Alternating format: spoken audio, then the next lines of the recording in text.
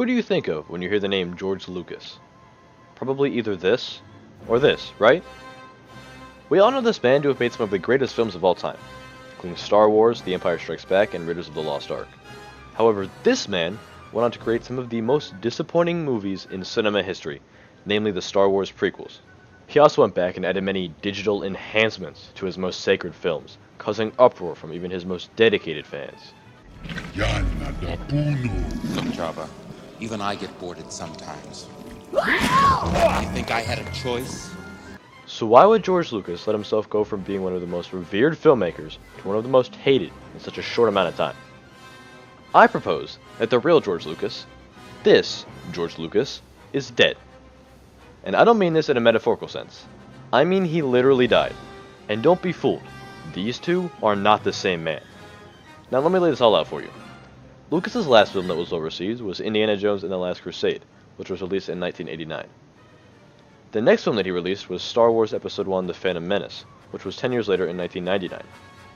This is often regarded as not only a horrible movie in its own right, but as the most disappointing film ever made. I think it was an excellent movie. I think Mr. Lucas did a fabulous job. Special effects were wonderful, and the storyline was wonderful, and I'm going to probably come back and watch it a couple more times.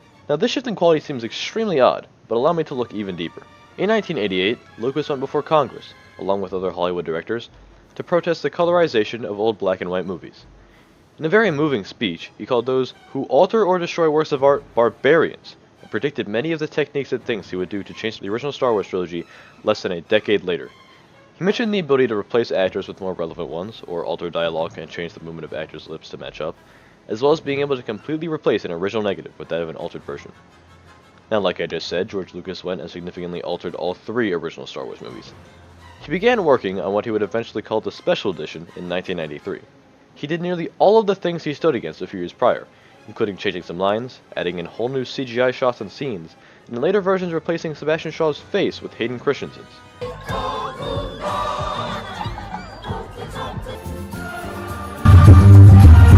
Even in the early 1990s, when Star Wars was included into the National Film Registry, Lucas wouldn't provide them with a copy of the complete original movies.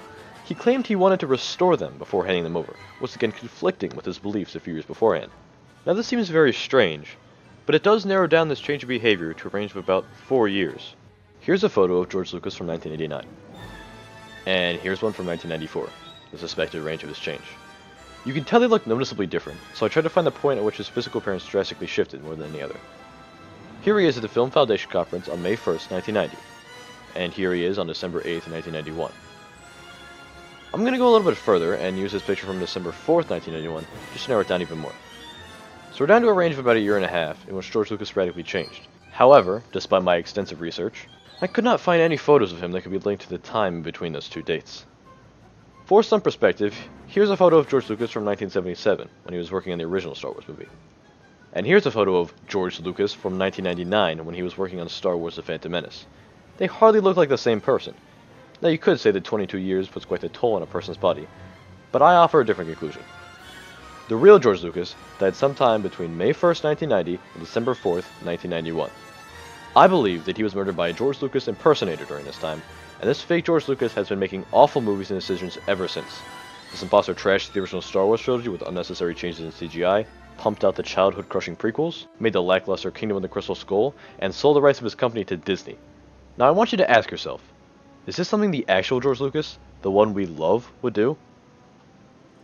So, you can finally rest easy knowing that the man who created the Star Wars and Indiana Jones series isn't the same man who completely destroyed them.